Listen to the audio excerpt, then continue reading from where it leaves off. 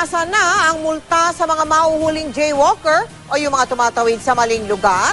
Mula 100 piso, doble na. 200 piso na ang multa. Nakatutok si JP Soriano.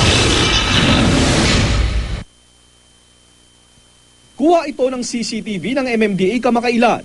Nahagip ng taxi ang isang lalaki na may kasama pang bata sa isang bahagi ng Shaw Boulevard. Walang pedestrian lane sa lugar at bawal tumawid doon. Sa kabila nito, marami pa ring tumatawid at tila nakikipagpatintero sa mga sasakyan. At para maiwasan na ang mga pasaway, nagdesisyon ang MMDA Council na taasan ang multa ng mahuhuling jaywalkers o yung tumatawid sa maling lugar.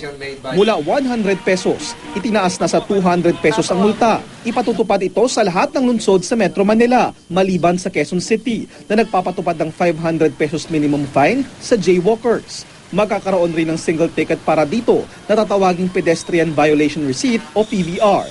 Sa halip na community service, a-attend ang mahuhuli ng disaster preparedness seminar. Aminado ang MMDA na masyadong maliit ang 100 pesos na multa, kaya marami pa ring pasaway. Discipline siguro. 54% na yung pedestrian accidents.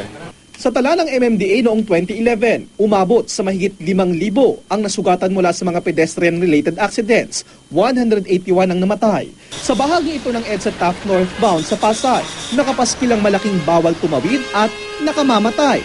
May footbridge din sa paligid, pero mailan pa ring nangahas na tumawid sa EDSA. Alam niyo po bang bawal tumawid dito? Ay, ngayon ko lang napansin kasi lagi ako nagmamadali kapag papasok.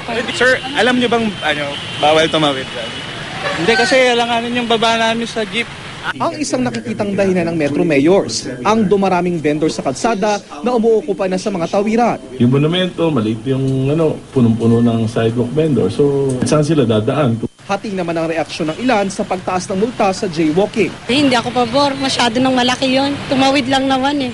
Pwede rin. Bakit po? Para hindi sila tumawid. Madala. JP Soriano, nakatutok, 24 oras.